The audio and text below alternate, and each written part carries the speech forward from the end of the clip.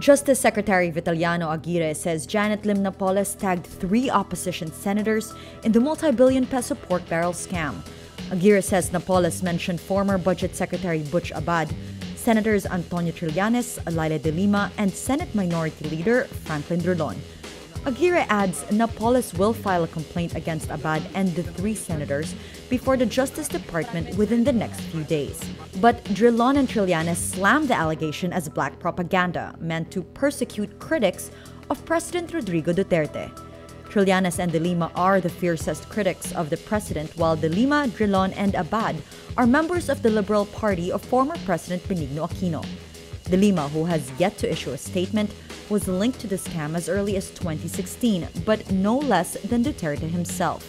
De Lima previously denied all accusations, saying she was the one who went after Napoles for being the alleged mastermind of the pork barrel scam.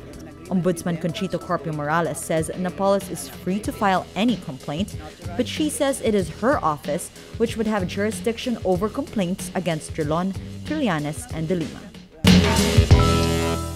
Malacañang assures the public President Rodrigo Duterte will respect any decision by the Supreme Court on his declaration of martial law in Mindanao.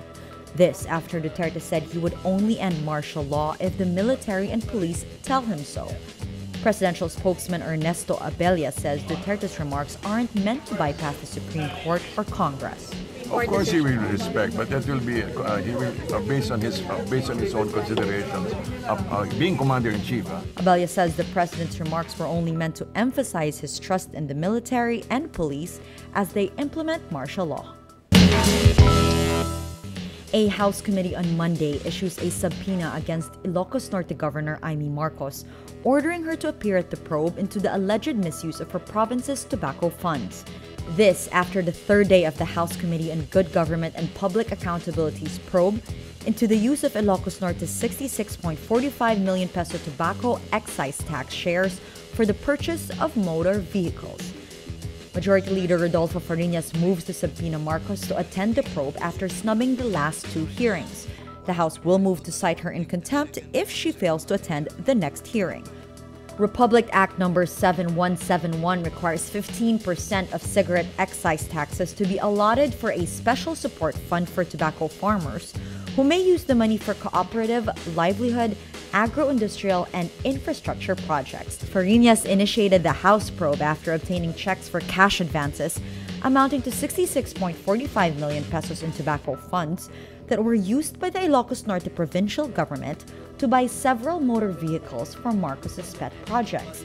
Marcos earlier insisted there was no irregularity in the use of tobacco funds. President Rodrigo Duterte certifies as urgent the first batch of tax reforms after an appeal by Finance Secretary Carlos Dominguez III.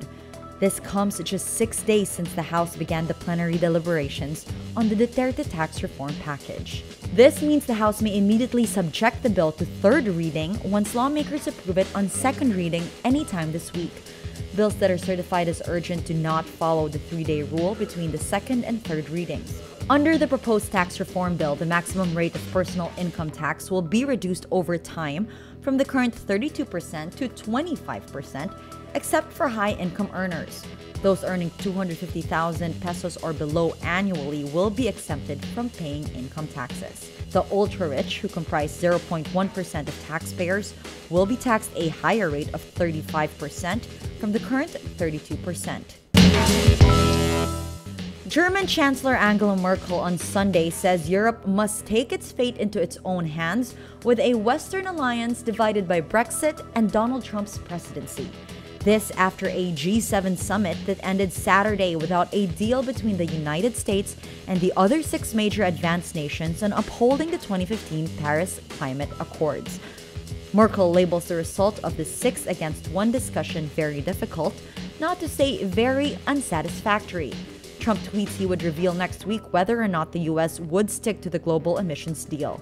Merkel says, quote, "The times in which we could completely depend on others are on the way out.